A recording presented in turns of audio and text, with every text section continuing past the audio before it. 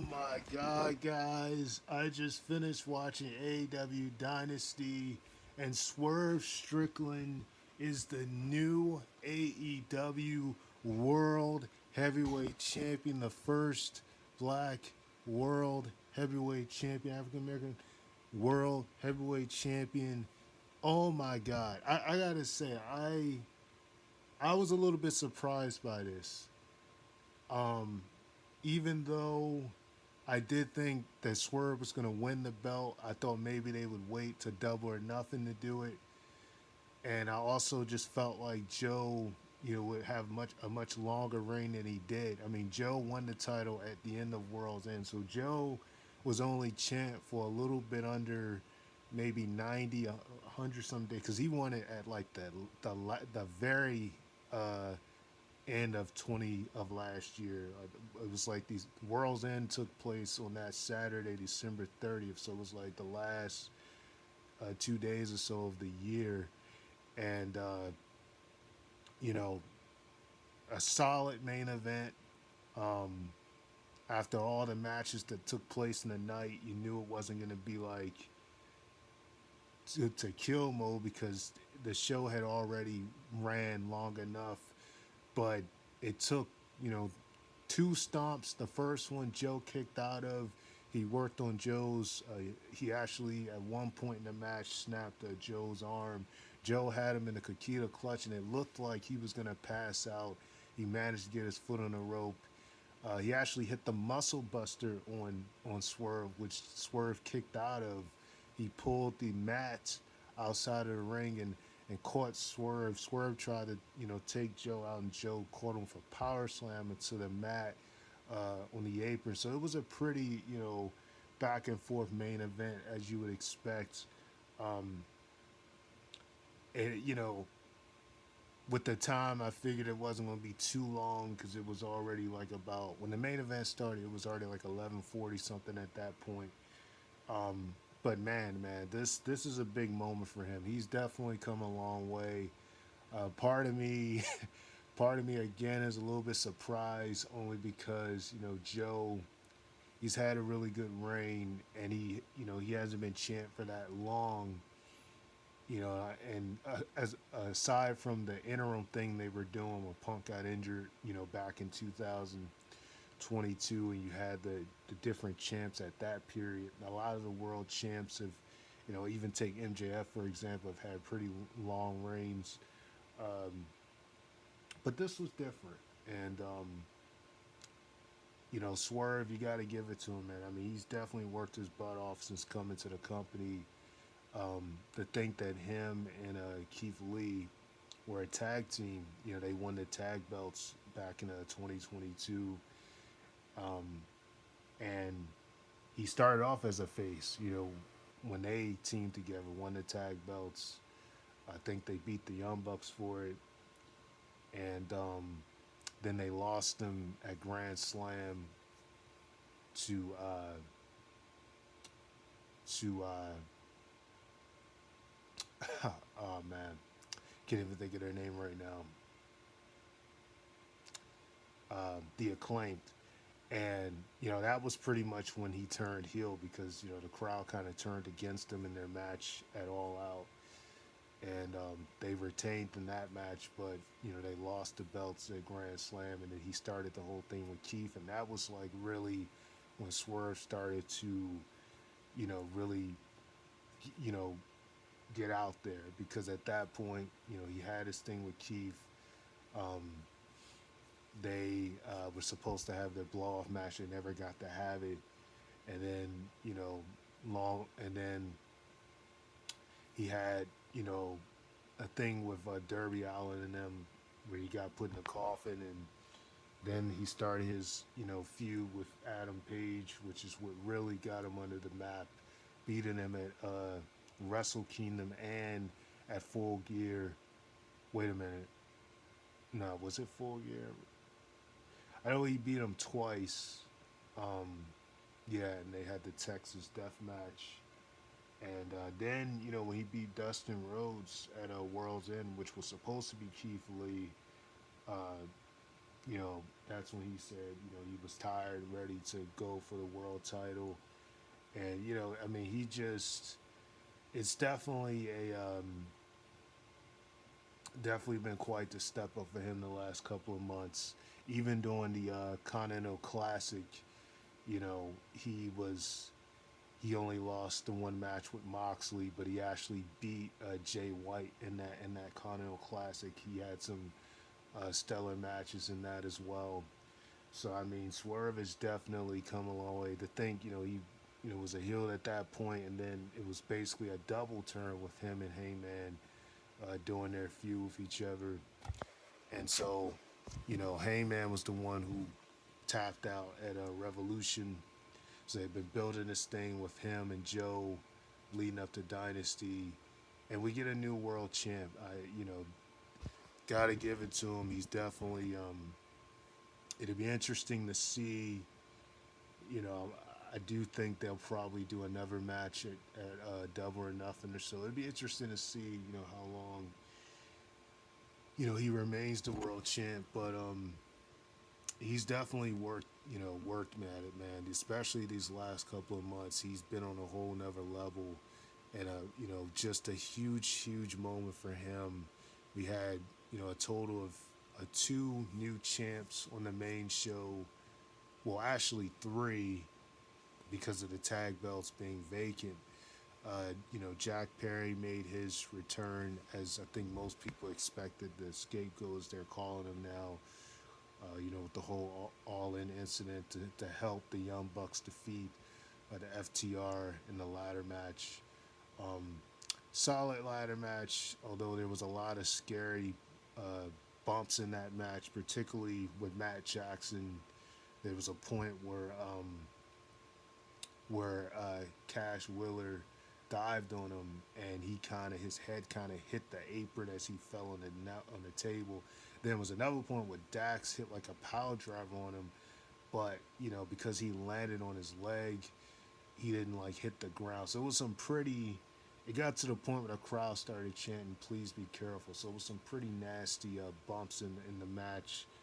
Even when Cash Wheeler hit the Suicina, and I think it was Nick that got out of the way, Nicholas Jackson, who got out of the way, and at one point they both hit the V trigger on Dex Hall. Was it Dex or was it Cash? I think it was Cash that hit the V trigger on the ladder. So you had some pretty, nasty moments, but yeah, man. I mean, the main event, obviously, the match of the night would have to go to, the up until the ending. Unfortunately, the ending, it was a pretty scary ending. Definitely looked like Brian Danielson yet again got injured. Um, I forget the name of the move, but when he got hit with Will Ospreay with it, his arm was just not in the right place, and Ospreay ended up beating him. But a classic match is just as you would expect. Uh, just all types of counters and wrestling at its finest. It's too late for me to really get deep into the match, but yeah, man, it was definitely incredible. But the main event was good though. I really enjoyed it. It would have been very hard for it to like be at the level of some of the other matches throughout the show, especially coming that late in the show. But like I said, Joe, he was still the beast that you would expect, and Swerve, the guy that won't stay down, the guy that won't give up, and he hit a power bomb on Joe and hit the stomp on him, to win. Joe actually kicked out of the house call in the match, but yeah, man, it was something though. And Joe's had quite a few successful defenses with Hook in January, which was, solid match to establish Hook. Um, you had that. You had his defense with Wardlow. This was actually, I believe it was last month on the same Dynamite that Mercedes Moné made her debut. I want to say it was that same week that match took place, and he retained against him. So he's had some pretty solid defenses. But yeah, man, it's Swerve's time, and just hopefully, he can have a solid reign with this, um, and take nothing away from Joe, because Joe's, really a legend in my book from his TNA days and his ROH days. But it's definitely Swerve's time. But yeah, man, you had that. The Young Bucks are the champs with the help of Jack Perry. Now he's back in the picture. Willow wins the TBS title from. She wins the TBS title.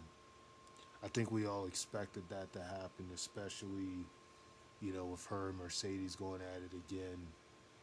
Part of me do feel like Stoffely Hathaway may end up turning on Willow and siding with Mercedes. I don't know. I just kind of feel like something like that might happen at Double or Nothing. But yeah, man, that was a big moment for her. Yeah, I'm just really tired. That's why some of these names are coming in my head. But she won the TBS belt from the girl from the House of Black. Um,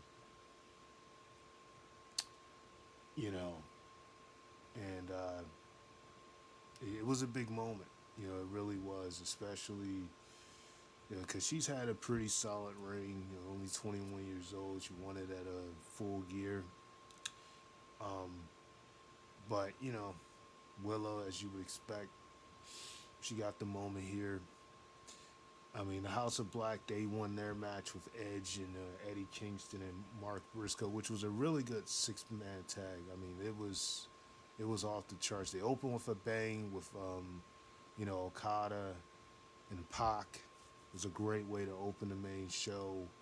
I didn't really watch the buy-in except for the unification match, which I seen at Jay White, the Bang Bang game. They won that from the Acclaim to unify the trios belts. But yeah, man, just as you would expect. For the most part, most of the show was pretty solid. Thunder Rosa failed to regain the belt with Tony Storm, shenanigans, which I kind of figured that was going to happen. I feel like they may be building towards a triple threat at Double or Nothing, because Deonna got involved at one point and attacked Mariah May, and yeah, she attacked Mariah May, and she also attacked Luther, and then they started fighting outside of the ring and such. So she ended up winning. Thunder Rosa did not have her face paint, which was a nice little touch from what Tony had did to her previously. And they referenced the fact that they fought at Forbidden Door, which you can't. Who can forget that? Because that was when Thunder was still champ. But yeah, very solid show. Um,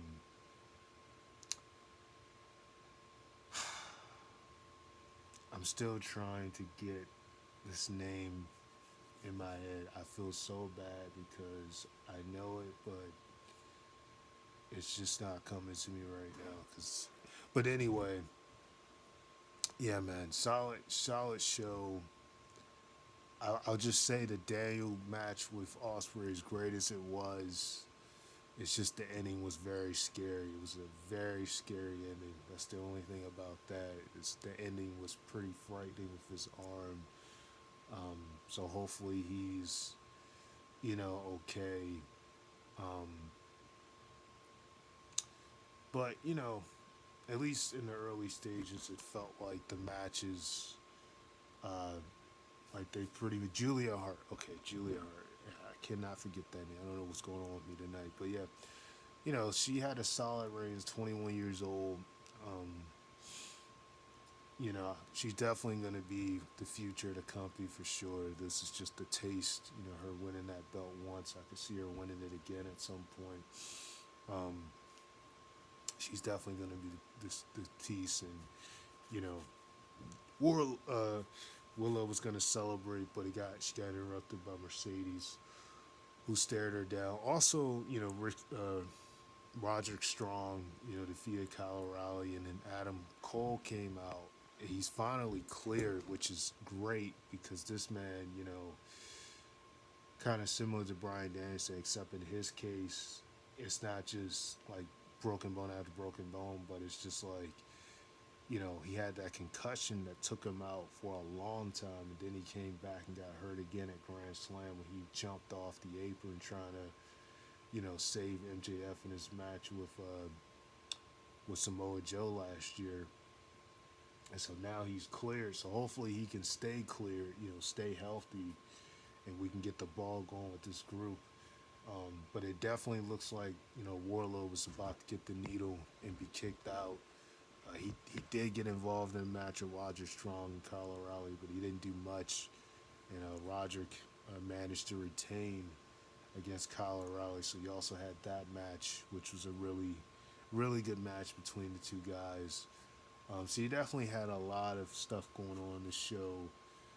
I said 3 champs, the Young Bucks, Willow beating Julia Hart, and also, Swerve winning the AEW World Championship. Just a massive moment for him, I gotta say.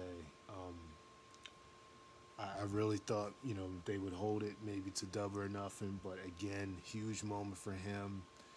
And yeah, man, it was good though. I really this Dynasty thing they're doing, very solid show for the most part. I would say the shortest match, was the Willow and Julia Hart match. That match really didn't last that long. Um, but overall, I didn't think any of the matches were bad. And particularly, I thought the women brought it, particularly with particularly with Thunder Rosa and Tony Storm. I thought they brought it in their match for the most part. Aside from the finish, I thought, they brought it, but they had the additional stuff going on in the match. But yeah, man, just